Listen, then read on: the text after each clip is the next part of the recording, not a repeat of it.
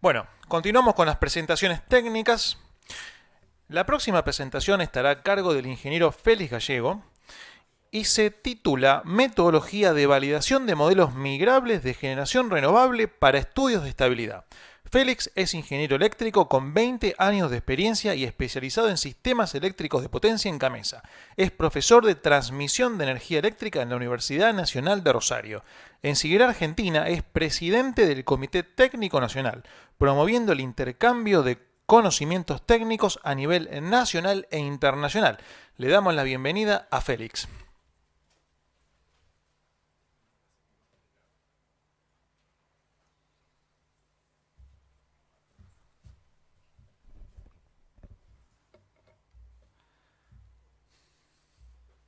Bueno, muy bien.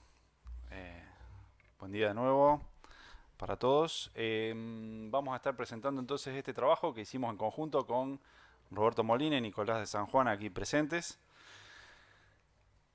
Eh, Al trabajo original del ERIAC del año pasado le agregué un poco como una introducción para no entrar tan en frío en el tema técnico, sobre todo para los que no son tan allegados a estos temas. Eh, ¿Para qué sirve un modelo dinámico del que vamos a hablar? El- los flujos de carga o flujos de potencia, como estas representaciones de unifilares que vemos acá, nos dan una idea del estado del sistema, una idea estática, una foto del sistema en un determinado instante. Pero entre un estado estático y otro estado estático hay todo un transitorio, un estado dinámico, en donde las variables eléctricas pueden excursionar a valores inadmisibles en algunos casos. Entonces, para conocer esa dinámica, cómo evoluciona el sistema de un estado estacionario a otro estado estacionario, necesitamos poder simular ese transitorio. Ese transitorio se simula con un simulador digital y para ello necesitamos modelos que representen todas esas dinámicas involucradas. Para eso sirve un modelo dinámico. ¿Cómo se obtienen los modelos dinámicos? Acá vamos a contar un poquito rápidamente la cronología de la obtención de un modelo dinámico. El agente generador realiza ensayos en campo sobre sus instalaciones. Esto incluye el generador, sistemas de control, la excitación, sistemas de control de potencia-frecuencia, etcétera. Y bueno, en caso de renovables se ensayan los inversores y el control de planta. Durante estos ensayos se realizan registros, ¿sí? Por lo general lo hacen a través de algún consultor especializado, toman registros de los ensayos que se realizan en campo, eh, casi siempre introduciendo pequeñas perturbaciones, ¿sí? Escaloncitos en las referencias de tensión, en la referencia de frecuencia o de potencia, de tal manera de ver cómo, digamos, excitar el sistema y ver cómo responde. Luego, con los datos relevados en campo y con los registros que se obtuvieron, el consultor especializado en el gabinete de ingeniería realiza un modelo matemático, ¿sí? Que se puede representar con un diagrama de bloques como este, y ese modelo dinámico que tiene representadas las principales dinámicas de interés, en este caso en el espectro electromecánico, eh, y a partir de ese modelo lo traduce a un lenguaje de máquina, en este caso en Fortran o un pseudo Fortran, para que pueda ser interpretado por el programa de simulación. Luego viene la etapa de homologación, o sea, ver si el modelo responde como la realidad. Entonces se superponen las curvas de ensayo en campo con las respuestas del modelo ante una misma perturbación. Eh, Por supuesto tienen que homologarse los distintos lazos. O sea, acá tenemos un sistema de control en particular de un governor, de un generador sincrónico. Los governors y otros sistemas de control tienen distintos lazos que compiten, pueden llegar a competir por el control en algunas circunstancias. Entonces, cada lazo debe ser validado para cerciorarse que funcione correctamente. Así que ahí vemos cómo los distintos lazos, en este caso, tienen que ser validados. Por eso es un trabajo bastante exhaustivo que se realiza.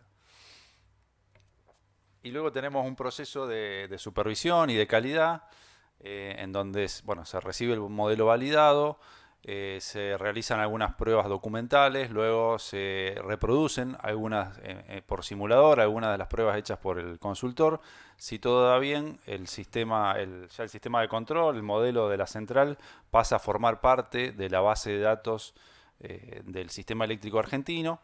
Y si no, bueno, se emite una nota de reclamo al generador y ahí se inicia de nuevo el proceso, ¿no? Vuelta a probarlo, a validarlo y así hasta que el modelo esté validado correctamente y ya se puede incorporar a la base de datos. Y bueno, finalmente publicamos para todos los agentes del mercado la base de datos completa con toda la parte de simulación estática y dinámica, ¿sí? Todo el modelo estático y dinámico del SADI, que incluye, como mencionaba Nicolás, también todo el sistema paraguayo, todo el sistema de Uruguay y bueno, algo parte de Brasil y de Bolivia también. Bien, y acá empezamos ya con el contenido propiamente dicho del paper. Digamos, una de las complejidades que hemos estado atacando en estos últimos años es el aumento de la penetración de los renovables y el aumento del número de modelos de renovables. Cada sistema renovable, o sea, cada central renovable consta de varios modelos y todos ellos deben ser probados y validados.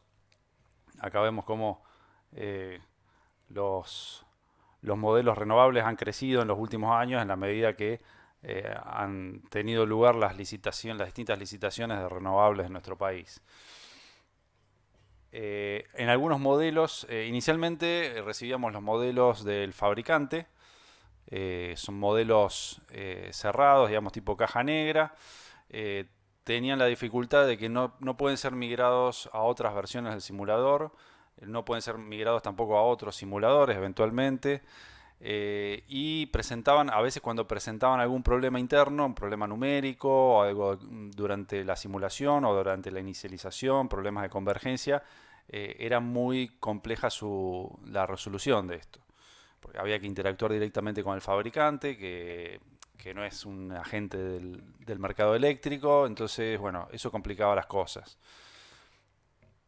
Entonces, la solución que encontramos, propusimos y que hemos estado aplicando en los últimos años, está basada en modelos genéricos. Estos modelos están disponibles en todas las librerías de los programas de simulación, son modelos validados y aceptados internacionalmente. Y bueno, de esta manera proponemos un modelo, una metodología de validación del modelo real hacia un modelo genérico. En algunas circunstancias no se puede realizar esta validación porque el modelo genérico no contempla la totalidad de posibilidades que puede tener el modelo real del fabricante. Entonces, en ese caso, lo que estamos requiriendo es un modelo de usuario, o sea, ya la programación de un modelo específico para esa central. Pero siempre exigimos que podamos disponer del código fuente de ese modelo, ¿sí? No podemos recibir cajas negras justamente por lo que mencionaba, no lo podemos migrar a otras versiones, no sabemos qué es lo que hace internamente. Con el tema de la validación, también presenta un desafío extra la validación de los modelos de renovables. Acá vemos la validación de un generador sincrónico.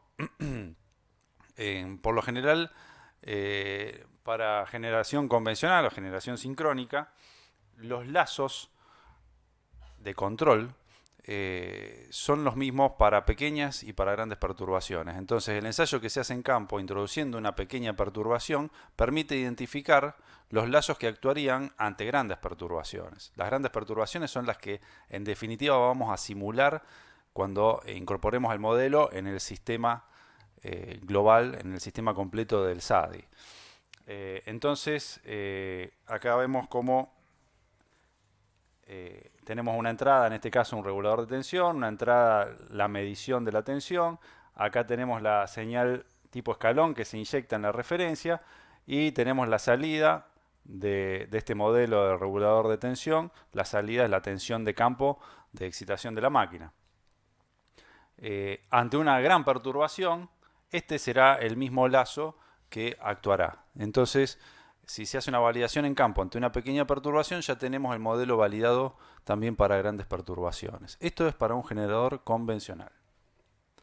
Pero la electrónica de potencia nos impone un desafío nuevo, que justamente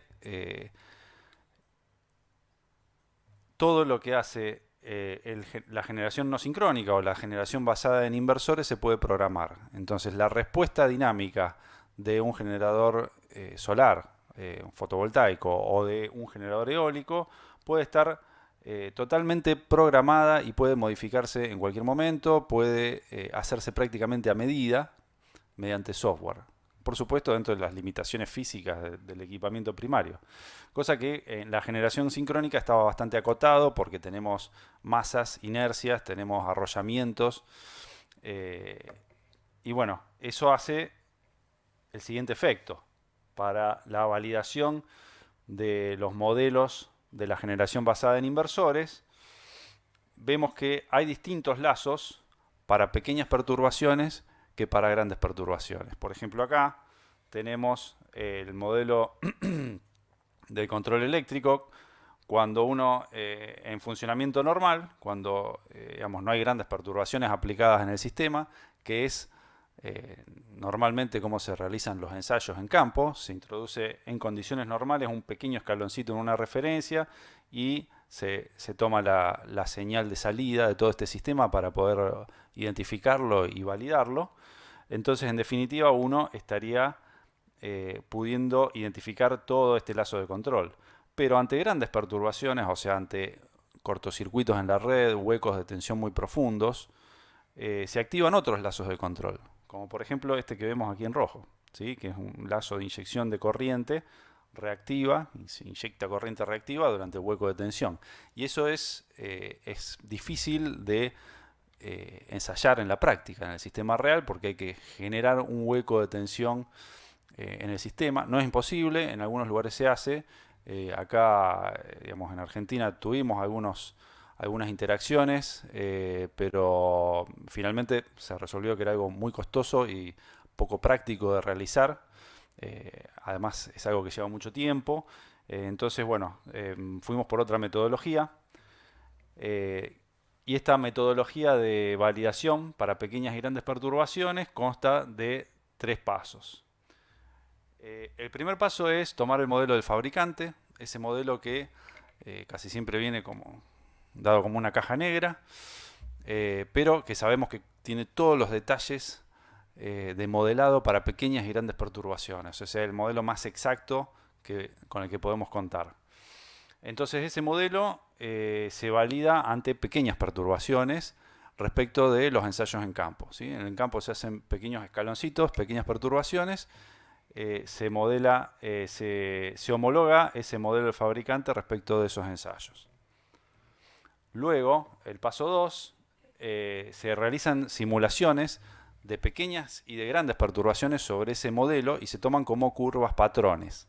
Bien, curvas patrones ¿para qué? Para el paso 3, que es con esas gráficas o curvas patrones del modelo del fabricante. Con esas gráficas se ajusta un modelo genérico, estos modelos que les mencionaba que son modelos de librería internacionalmente aceptados, y se validan, se machean de tal manera de que las respuestas sean muy similares. Modelo de fabricante validado contra ensayos en campo versus modelo genérico. Y ahí lo que terminamos obteniendo es un modelo genérico validado para pequeñas y para grandes perturbaciones. Aquí vemos un ejemplo de validación, este modelo genérico y modelo del fabricante, tanto para pequeñas perturbaciones. Acá vemos las escalas de tiempo de 100 segundos, en este caso, la potencia, cómo va bajando y luego sube, superponiendo las dos curvas, tanto de modelo genérico y fabricante, como para una gran perturbación. Acá tenemos como un hueco de tensión o un cortocircuito de algunos milisegundos. Entonces esto se considera como una validación exitosa y tenemos entonces modelo genérico migrable porque estos modelos son de librería estándar y van a seguir manteniéndose en las distintas versiones del software. Y bueno, nos queda una base de datos mucho más robusta, más fácil de operar, más fácil de migrar. Acá en un caso de estudio de una perturbación, una falla monofásica tierra con recierre exitoso.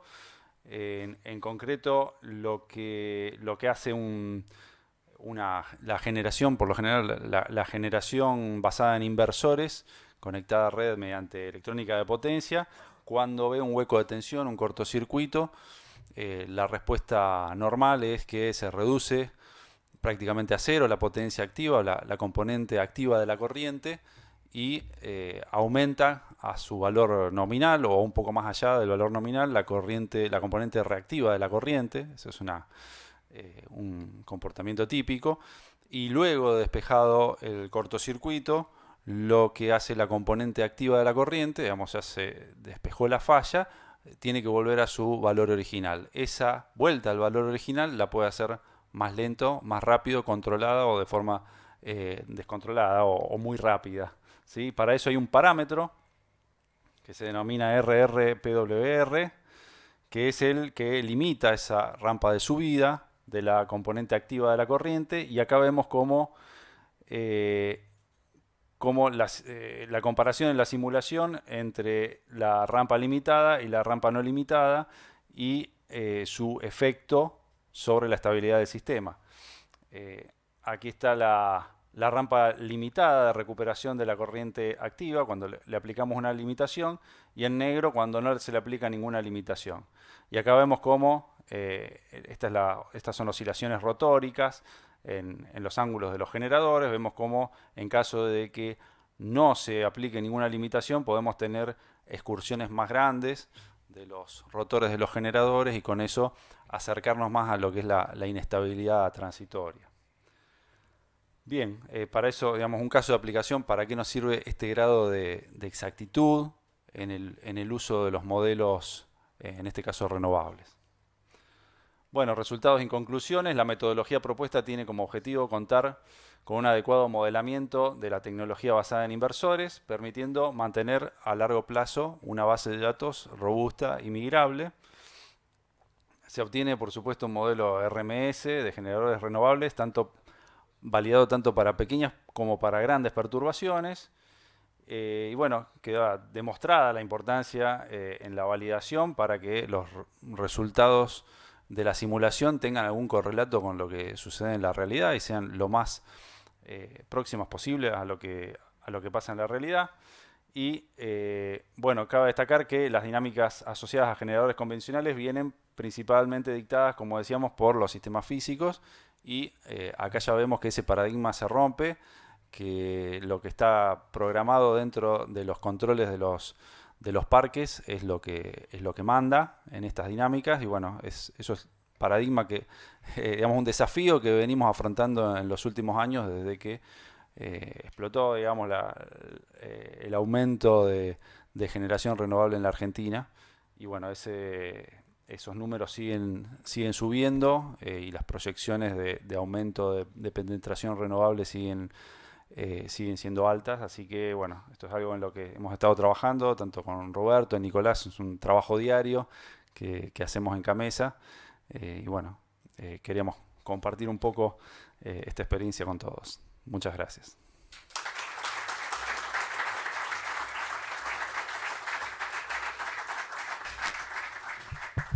Bien, muchas gracias Félix por la presentación. Gracias. Bueno, preguntas para el ingeniero Félix Gallego.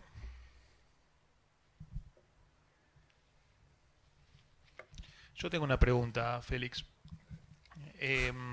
Esta metodología ya se está aplicando, ¿no?, para resolver, para la homologación de los modelos y estudiar los modelos. Sí, ya está en aplicación desde hace varios años.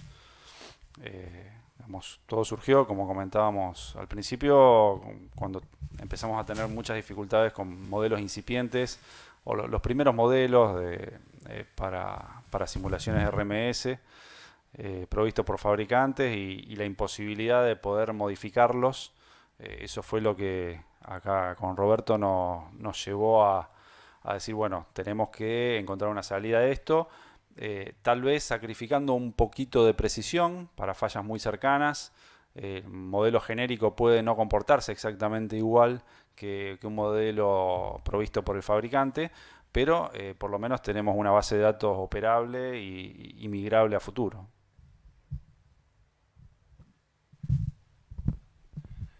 Gracias, Feli, muy clara, muy prolija la presentación aparte. Este, no, yo lo que quería acotar es que a veces yo he recibido comentarios como diciendo, no, ahora se usa más PESCAT, en TP no se usa más RMS. Eso es como decir, bueno, yo cuando llamo al médico del domicilio viene con un resonante magnético en vez de con un estetoscopio. No se usa más el estetoscopio para ver si tenés fiebre, se usa eso. O sea, son herramientas complementarias. Nosotros sabemos que estamos trabajando y lidiando con las oscilaciones de tensión en el nodo Baucha-Z, de baja potencia de cortocircuito, oscilaciones de tensión que no tienen que ver con transitorios electromecánicos. Ahora bien, los límites de transporte de las líneas de 500 kilovoltios normalmente quedan definidos por la estabilidad angular de gran proporción del parque sincrónico. Para eso es fundamental, y se va a seguir usando y se usa a nivel mundial, los modelos RMS globales. Entonces, después cuando tenemos que entrar en detalle, en un caso puntual, o mi preocupación es preservar un activo ante una sobretensión transitoria o temporaria, lo que sea, usaré otras herramientas. Pero para eso los ingenieros, en la equivalencia con los médicos, debemos saber qué herramienta usar en cada caso y qué modelo usar en cada caso. Este es el modelo global que, dicho sea de paso, es entregado gratuitamente a todos los agentes del mercado, lo usan todo el mundo, y es el único modelo de la Argentina que se viene haciendo en Rosario hace 44 años.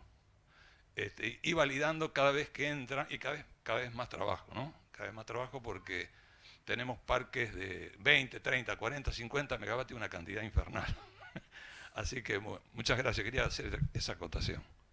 Bueno, gracias Roberto. Sí, efectivamente, todo lo que vimos en esta presentación está dentro de lo que es simulaciones RMS de secuencia directa para transitorios electromecánicos. Ya para ver cuestiones de más detalle y fenómenos más rápidos, efectivamente hay que pasar a otro tipo de programas con modelados más detallados que manejan dinámicas más rápidas. Sí, correcto, gracias. Jorge Nisoboy, Transener Tigre. Jorge. Felicitaciones, Félix. Gracias, Jorge. Muy didáctica la presentación, muy interesante.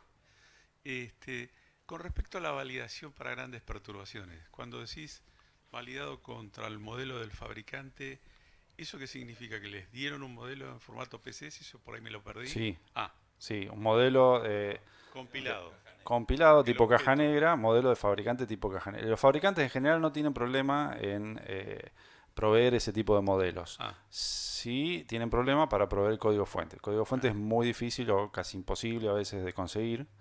E incluso consiguiéndolo, a veces no tiene una buena respuesta para el funcionamiento en una red interconectada con tantos modelos dentro de la red. ¿Sí? A veces hay algunos problemas de convergencias numéricas o iteraciones internas que complican el uso del modelo en un sistema multimáquina.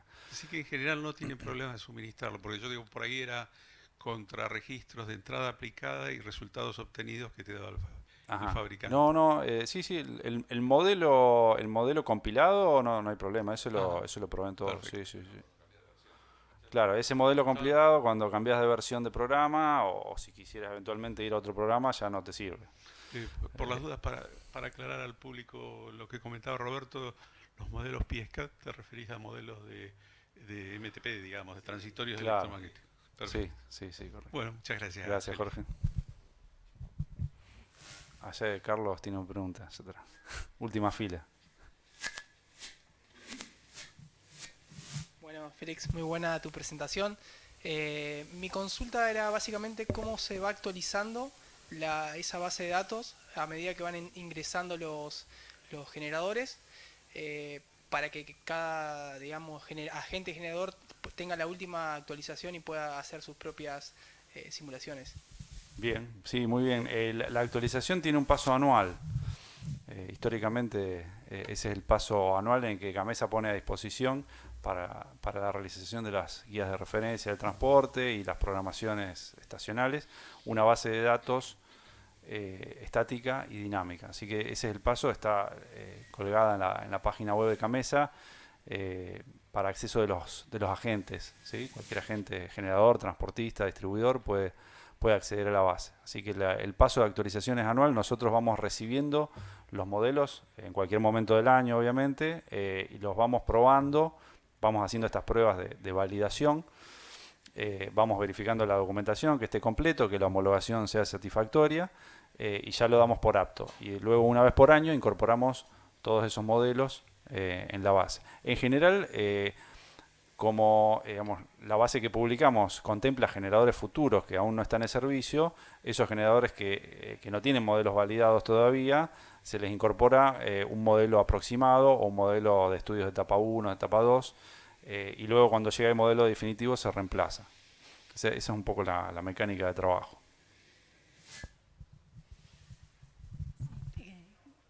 Muy buena la presentación. Graciela Colombé de la Universidad de San Juan. Gracias.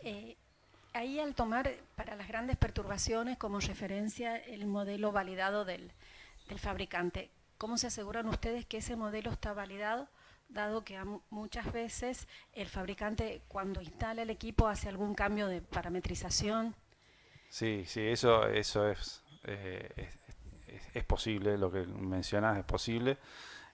No tenemos un reaseguro de que lo que se quedó ajustado en campo efectivamente sea exactamente igual al modelo. Ahí tomamos como una cadena de custodia, si se quiere, digamos, de que el fabricante está proveyendo el modelo que efectivamente se instaló, ¿sí? No, porque no realizamos ensayos de grandes perturbaciones como para poder validarlo. El Sí, fabricante tampoco muestra esa información. Sí, una buena acotación acá de Roberto.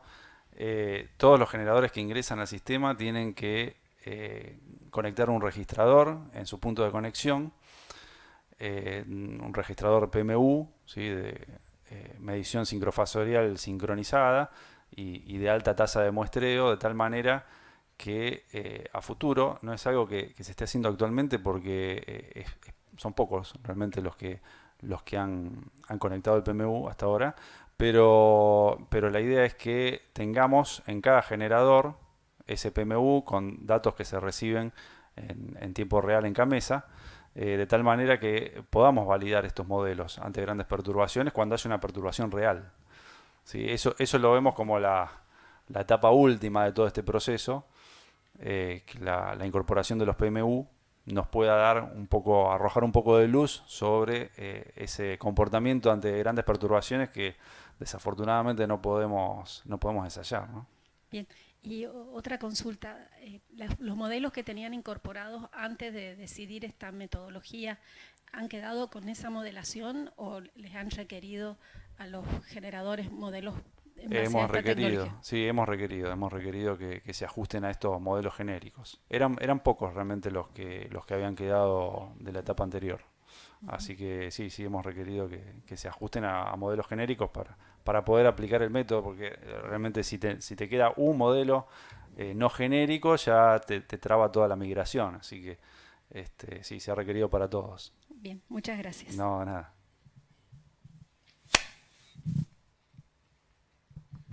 Bien, bueno, le damos las gracias a Félix por su presentación.